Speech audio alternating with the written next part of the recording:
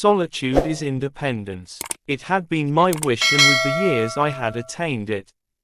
It was cold. Oh, cold enough, but it was also still, wonderfully still and vast, like the cold stillness of space in which the stars revolve. To hold our tongues when everyone is gossiping, to smile without hostility at people and institutions, to compensate for the shortage of love in the world with more love in small, private matters, to be more faithful in our work, to show greater patience, to forego the cheap revenge obtainable from mockery and criticism, all these are things we can do. I have had to experience so much stupidity, so many vices, so much error, so much nausea, disillusionment and sorrow, just in order to become a child again and begin anew. I had to experience despair, I had to sink to the greatest mental depths, to thoughts of suicide, in order to experience grace. We are not going in circles, we are going upwards. The path is a spiral, we have already climbed many steps. You are willing to die, you coward, but not to live. That is where my dearest and brightest dreams have ranged, to hear for the duration of a heartbeat the universe and the totality of life in its mysterious, innate harmony. What could I say to you that would be of value, except that perhaps you seek too much, that as a result of your seeking you cannot find. There is no reality except the one contained within us. That is why so many people live such an unreal life.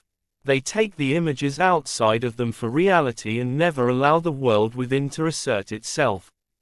Solitude is independence. Some of us think holding on makes us strong, but sometimes it is letting go. It is not our purpose to become each other, it is to recognize each other, to learn to see the other and honor him for what he is. I have always believed, and I still believe, that whatever good or bad fortune may come our way we can always give it meaning and transform it into something of value.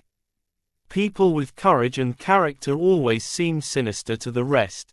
You are only afraid if you are not in harmony with yourself. People are afraid because they have never owned up to themselves. The bird fights its way out of the egg. The egg is the world. Whoever will be born must destroy a world. The truth is lived, not taught. One never reaches home, but wherever friendly paths intersect the whole world looks like home for a time. To be able to throw one's self away for the sake of a moment, to be able to sacrifice years for a woman's smile, that is happiness. Eternity is a mere moment, just long enough for a joke. As a body everyone is single, as a soul never. Words do not express thoughts very well.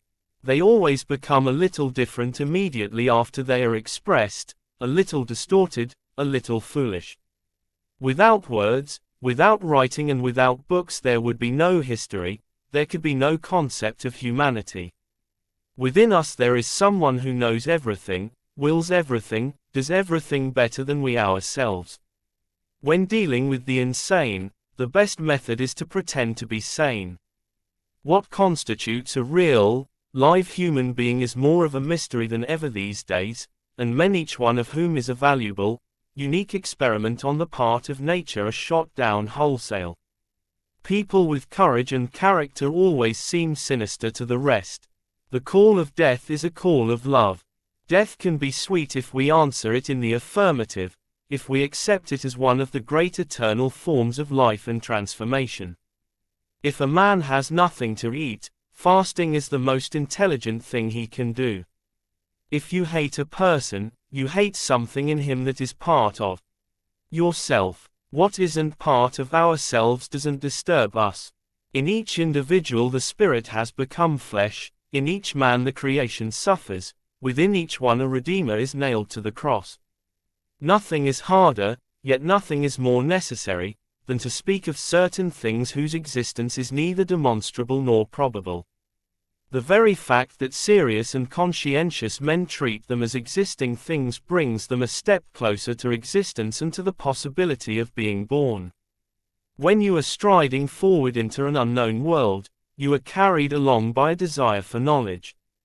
But there comes a point when you have gone too far and the unknown becomes overwhelming. Then you must take a step back and regain your bearings before you can go on. Most people are like a falling leaf that drifts and turns in the air, flutters, and falls to the ground. But a few others are like stars which travel one defined path. No wind reaches them, they have within themselves the guide and path. Everyone can perform magic, everyone can reach his goals, if he is able to think, if he is able to wait, if he is able to fast. The opposite of every truth is just as true. When someone seeks, then it easily happens that his eyes see only the thing that he seeks, and he is able to find nothing, to take in nothing because he always thinks only about the thing he is seeking, because he has one goal, because he is obsessed with his goal. Seeking means having a goal, but finding means being free, being open, having no goal. Whither will my path yet lead me? This path is stupid, it goes in spirals, perhaps in circles, but whichever way it goes, I will follow it. Wisdom cannot be imparted. Wisdom that a wise man attempts to impart always sounds like foolishness to someone else. Knowledge can be communicated, but not wisdom. One can find it, live it, be fortified by it, do wonders through it, but one cannot communicate and teach it. A savage desire for strong emotions and sensations burns inside me, a rage against this soft-tinted, shallow, standardized and sterilized life, and a mad craving to smash something up, a department store, say, or a cathedral, or myself. You are joined to me, but not you, you are a part of my destiny. All the books of the world full of thoughts and poems are nothing in comparison to a minute of sobbing. When feeling surges in waves, the soul feels itself profoundly and finds itself. Tears are the melting ice of snow. All angels are close to the crying person. God knows where these things we say come from. She thoroughly taught him that one cannot take pleasure without giving pleasure, and that every gesture, every caress, every touch, every glance, every last bit of the body has its secret, which brings happiness to the person who knows how to wake it. Every dream is supplanted by a new one, and you can't try to hold tight to any of them.